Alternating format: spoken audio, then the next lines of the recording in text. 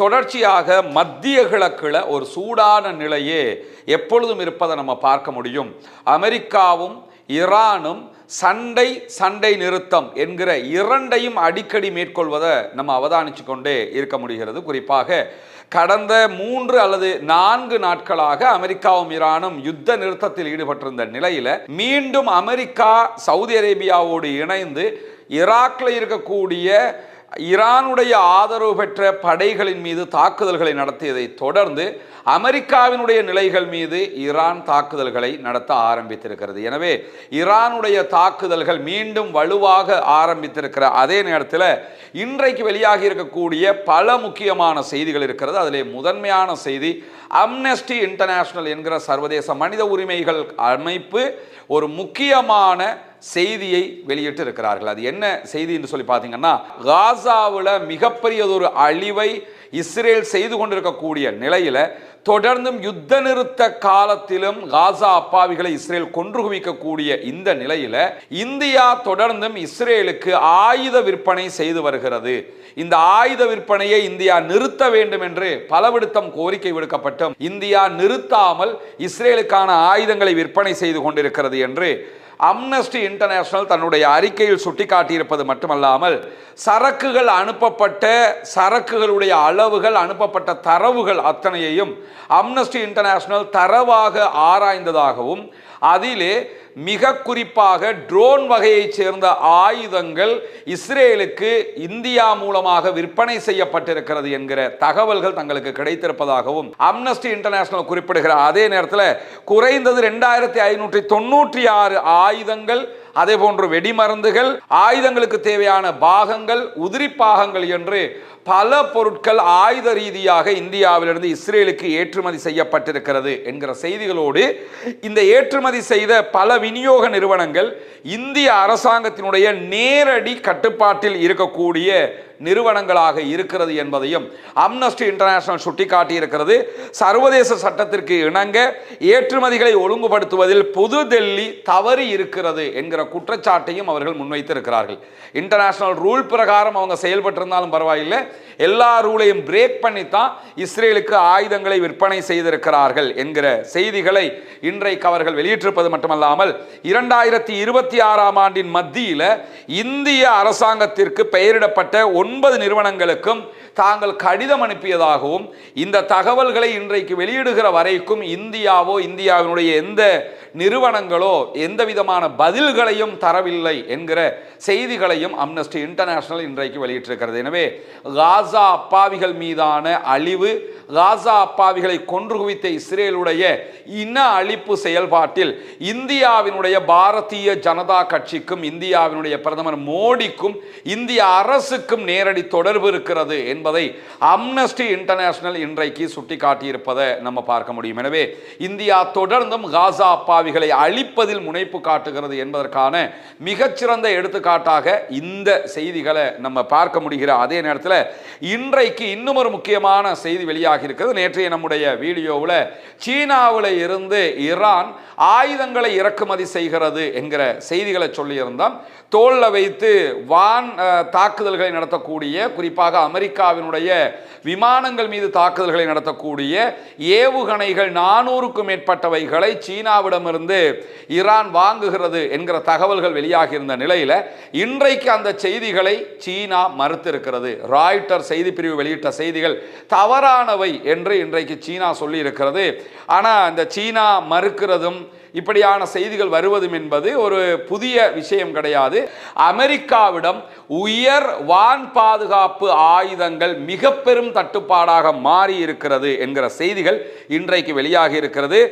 ரேன் நெட்வொர்க்கினுடைய மூத்த மத்திய கிழக்கு ஆய்வாளராக இருக்கக்கூடிய ரயான் பால் இன்றைக்கு வெளியிட்டிருக்கக்கூடிய செய்திகளை அல் ஜசீரா தொடர்ந்து ஒளிபரப்பி கொண்டிருக்கிறார்கள். அந்த செய்திகளில் மற்ற நாடுகளில் இருந்து ஏவக்கூடிய கூட்டு தொலைதூர தாக்குதல்களை எதிர்கொள்ளும் விதமாக அமெரிக்காவினுடைய THAAD உள்ளிட்ட ஏவுகணை தடுப்பு மையங்களுக்கு தேவையான உயர் ரக ஏவுகணைகள் பாரிய அளவில் தட்டுப்பாடாக மாறி இருக்கிறது என்பதுதான் அந்த செய்தியினுடைய சாராம்சமாக இருக்கிறது.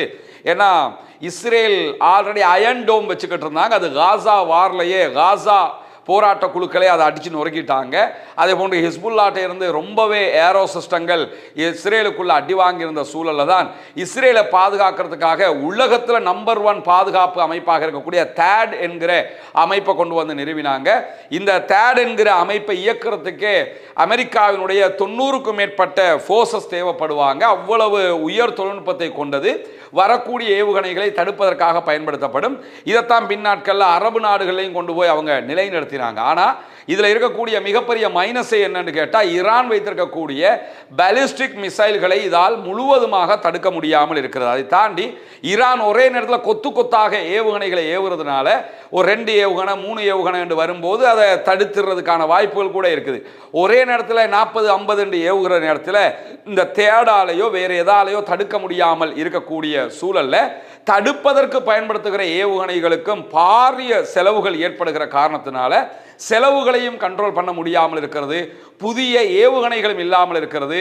இருக்கக்கூடிய ஏவுகணைகளில் இப்போ ஒரு தொகுதி எங்கே இருக்குதுன்னு கேட்டால் தைவானில் இருக்குது. தைவானில் இருக்கக்கூடிய ஏவுகணைகளை கொண்டு வந்து ஈரானுடைய அட்டாக்ல இங்கே பயன்படுத்திட்டாங்கன்னு சொன்னால் தைவான் மேலே சீனா அட்டாக் பண்ணினால் அதை தடுப்பதற்கு ஆயுதங்கள் இல்லாமல் போய்விடும். இப்படி ஒரு பெரிய குழப்பமான நிலையில் அமெரிக்கா தற்போது சிக்கிக் கொண்டிருக்கிறது என்கிற செய்திகளுக்கு மத்தியில் இன்றைய நாள் குவைத்தில் இருக்கக்கூடிய அமெரிக்காவினுடைய தளங்கள் மேலே ஈரானுடைய பாதுகாப்பு படைகள் IRGC தாக்குதல்களை நடத்தி இருப்பதாக பொறுப்பேற்றிருக்கிறார்கள். அமெரிக்காவினுடைய படைகள் தங்குகிற குவைத்தில் இருக்கக்கூடிய அலி அல் ஷலேம் ராணுவ தளத்தின் மீது இன்று காலை நடத்தப்பட்டிருக்கக்கூடிய தாக்குதல்களில் IRGC நடத்தியிருக்கக்கூடிய மிகப்பெரிய தாக்குதல்களாக பார்க்கப்படுகிற இந்த தாக்குதல்கள் 2 ட்ரோன் கொட்டகைகளை ட்ரோன்களை வைக்கக்கூடிய 2 ட்ரோன்களை மொத்தமாக அழிச்சிருக்கிறாங்க.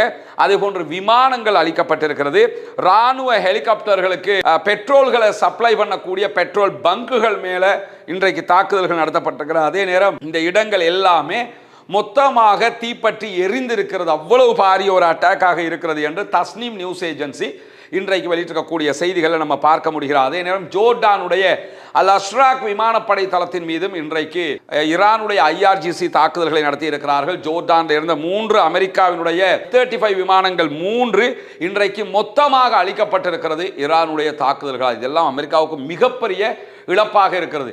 F-35 போய் குண்டு போட்டா ஈரான்காரன் அடிச்சு கீழே உளுத்தாட்டிடுவாங்கிற பயத்தில் F-35 கொண்டு போய் ஜோர்டானில் நிறுத்தி வச்சிருந்தாங்க. இப்போ நிறுத்தி வச்ச F-35க்கு அடிச்சு 3 F-35 விமானங்களை இன்றைக்கு அளித்திருக்கிறார்கள். ஈரானுடைய பதிலடி அமெரிக்காவுக்கு தாங்க முடியாத தாக்குப்பிடிக்க முடியாத அளவுக்கு உச்சமாக இருக்கிறது என்கிற செய்திகளுக்கு மத்தியில் இன்றைய தினம் அமெரிக்காவிடத்தில் சொல்லாம ஈரானிடத்தில் கேட்டுக்கொண்டு ஈரான் சொல்லுகிற வழியிலேயே ஹொர்முஸ் வழியாக முதலாவது கத்தருடைய LNG கப்பல் பயணம் மேற்கொண்டிருக்கிறது. ஈரான் ஹொர்முஸ்ல எந்த ரோட்ல போக சொல்றாங்களோ, எந்த ஏரியாவால் ரூட்ல போக சொல்றாங்களோ அந்த ரூட்ல தான் கப்பல்கள் போகணும். அமெரிக்கா சொல்லுகிற ரூட்ல போகக்கூடாது என்கிற விதியை ஈரான் வைத்திருக்கிறது. எனவே இன்னைக்கு ஈரானுடைய அதிகாரிகளோட பேசி கத்தருடைய பாரிய ஒரு LNG டேங்கர் என்ன பண்ணியிருக்கிறாங்கன்னு கேட்டால் ஈரான் சொன்ன ரூட்லேயே பயணிச்சிருக்கிறாங்க. எந்த சிக்கலும் இல்லை. ஒரு 2 வீக்குக்கு முன்னுக்கு கத்தருடைய LNG கப்பல் மேலே அட்டாக் பண்ணியிருந்தாங்க ஈரான். அதுக்கு பிறகு தான் இப்போ ஈரான்கிட்ட கேட்டுட்டே கத்தார் போயிருக்கிறாங்க. எனவே அரபு நாடுகள் இனி ஈரான் சொல்வதை கேட்கிற நிலைமைக்கு தள்ளப்படுகிறார்கள் என்பதை இதில் இருந்து புரிந்து கொள்ள முடிகிற அதே நேரத்தில் மேலதிகமாக இன்றைக்கு வெளியாக இருக்கக்கூடிய செய்திகளில் ஈராக்குக்குள்ளே இருக்கக்கூடிய ஈரானுடைய ஆதரவு பெற்ற இராணுவ படைப்பிரிவுகள் மேலே சவுதியும் அமெரிக்காவும் தாக்குதல்களை நடத்தி இருக்கிறது. இதே நேரம் ஈராக்குக்குள்ள ஷியா பிரிவிலேயே 2 பிரிவுகள் இருக்கிறார்கள். முக்ததா அல் சதுர் என்கிறவர் ஈராக்குக்கு ஆதரவாக, குறிப்பாக ஈரானுக்கு எதிராக இருக்கக்கூடிய ஒரு ஷியா மத போதகராக இருக்கிறாரு. அவர் இன்றைக்கு அரசாங்கத்துக்கு விடுத்திருக்கக்கூடிய செய்திகளில் இந்த படைகள் எல்லாவற்றுடைய ஆயுதங்களையும் களைய வேண்டும் என்று சொல்லியிருக்கிறார். இது அறிக்கை விடுறதுக்கு லேசாக இருக்கும். களைய முடியும்னா என்னைக்கோ களைஞ்சிருப்பாங்க. முடியாமல் தான் இராணுவமாகவே அவங்கள சேர்த்து எடுத்துருக்கிறாங்க. ஒரு ஆயுத பிரிவை என்ன செய்ய முடியும்னா 2 விதமாகத்தான் கையாள முடியும். ஒன்றோ அவர்களை ஆயுதங்களை களைந்து ஆயுதம் இல்லாதவர்களாக மாற்றுவது, நிராயுதபாணிகள் ஆக்குவது. அதை செய்ய முடியலை ஈராக்குக்குள்ள. அதனால தான் நீங்கள் ஆயுதத்தை வச்சுக்கிறீங்க, அரசாங்கத்தில் படையாவே இருங்க என்று ஆக்கினாங்க. அவங்க அரசாங்கத்துடைய படைகளாக இப்பொழுது செயல்படுகிறார்கள். ஆனால் ஈரானுக்கு ஒரு ஆபத்து என்று வரும்போது ஈரானுடைய படைகளாக மாறிவிடுகிறார்கள்.